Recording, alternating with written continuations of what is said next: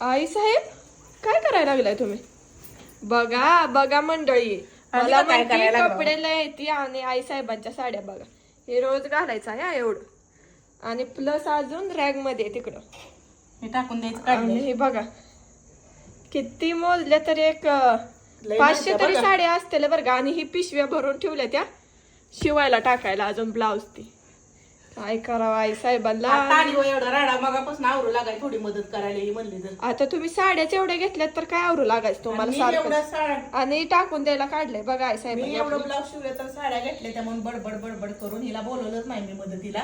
माझी मिस लागली करायला आणि माझी मिस केली. हिच्या कपड्याचं पण तुम्हाला कपाट मी एखाद दिवशी दाखवते. हिचे कपडे माझे कपडे कुठं आई साहेब, तुमच्या साड्या कुठं. अबो मला तर वाटायला लागलंय दुकान आणलंय का काय अक्क.